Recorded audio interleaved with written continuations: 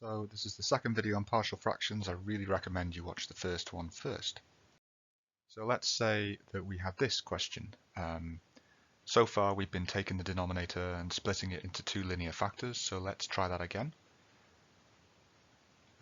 We would then need to multiply everything by x minus 2 squared, which would end up with this expression. And then substitution wouldn't work because if we subbed in 2, we just get 0 on the right hand side. So maybe we can compare coefficients. So if we expand it and then put all the x's together and put all the other stuff together and then simplify and then divide by minus 2 and oh dear, a plus b is 2 and a plus b is a half. This clearly isn't right. So it turns out what we have to do instead is, instead of taking two linear factors, we take a linear factor and a quadratic factor.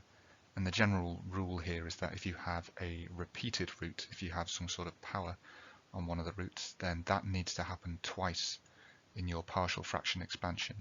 Once linear and once quadratic. If you had a cube root, you'd need 3 of them. Linear, quadratic, and cubic, and so on. So anyway, we'll multiply both sides by x minus 2 squared. We'll end up with a slightly nicer looking expression. We'll sub in x equals 2, and we'll get that b equals 3.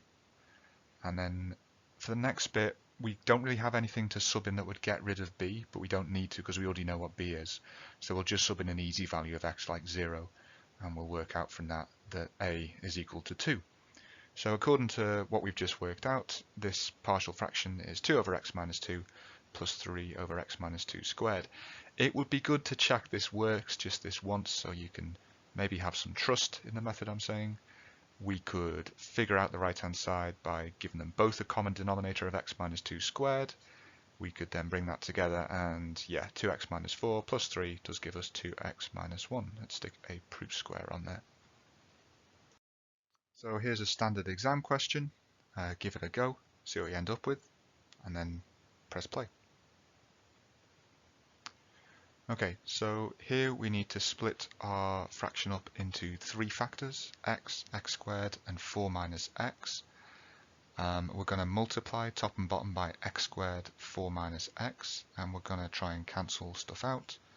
And there will be a lot of stuff to cancel out, just one of the powers of x there, the whole x squared there, and the 4 minus x there.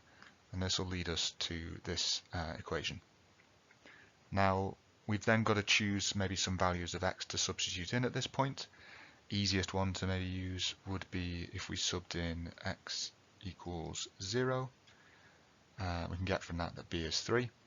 Next easiest one would be if we subbed in x equals 4, and that would give us that c is equal to 4. But there's not really an obvious third one to put in, and we can't sub in x is 0 because we've already done that. So instead, for the third option, I'm going to pick again a nice value of x, so I'm going to choose x to be 1.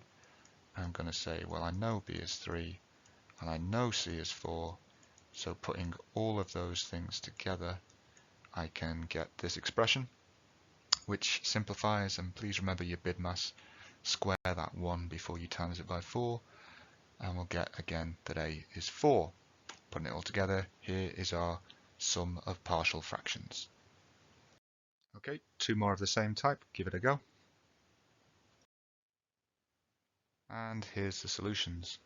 So for the first one, we want to split that up into x plus 2 squared, x plus 2, x minus 1. We're going to multiply that up, and we're going to end up with this equation. We then want to sub in some values, so x equals 1, we'll get rid of a and b, and give us that c equals 2. X is minus 2, we'll get rid of b and c, and tell us that a is equal to 3. And we can do something with coefficients here rather than subbing like another value of x. If we want, we can just consider the coefficient of x squared. If we look at the expression on the left hand side, we've got a single x squared. We'll get a bx squared from b times x, and we'll get c x squared from c times x. So we could just say from that that x squared is equal to bx squared plus cx squared, or 1 is equal to b plus c. and then we could sub in the value of c that we've got, which is 2, to get that b is -1, but either way you should end up with this as your final answer.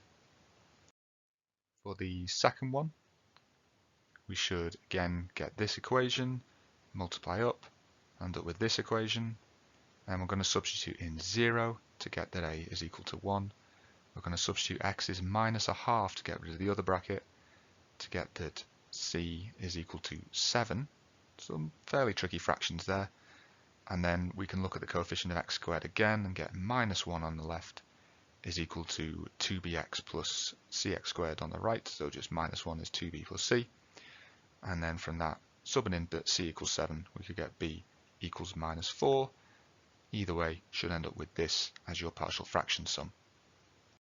Assume that all makes sense to you. You are now in prime position to do exercise 1e.